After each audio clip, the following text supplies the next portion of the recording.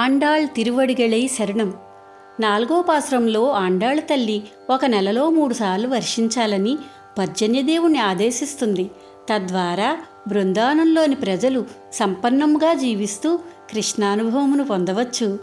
ఆళిమళై కన్నా ఒండ్రు నీగై కరవేల్ ఆழியுள் పూకు முகன்று கோடார் தேரி ஊழி மூதல்வன் உருவம் போல் மெய் கரத்து பாழியம் தோடுடை பற்பனாபன் கையில் ஆழி போல் மின்னி வலம்புரி போல் நின்றந்து தாழாத சாங்கமுதைத்த செரமலை போல் வாழ உள்கீனில் பெய்திடாய் நாங்களும் மார்கழி நீராடா మగల్దేలోరం బావాయ్.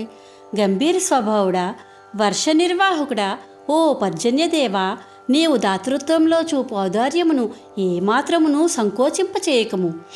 గంభీరముగు సముద్రంలో మధ్యకు పోయి ఆ సముద్ర జలమంతను నీవు పూర్తిగా త్రాగి గర్జించి ఆకాశమున వ్యాపించి సర్వ జగత్కారణభూతుడగు శ్రీమన్నారాయణుని దివ్య విగ్రహం వలె శ్యామలమూర్తివై ఆ పద్మనాభుని విశాల సుందర బాహుయుగళిలో దక్షిణ బాహునందలి చక్రం వలె మెరసి ఎడమ చేతిలోని శంఖము వలె ఉరిమి శాంఖమును ధనుస్సు నుండి విడిచిన బాణముల వర్షమా అనునట్టు లోకమంతయు సుఖించినట్లు మేము సంతోషంతో మార్గశీర్ష స్నానము చేయనట్లు వర్షింపుము.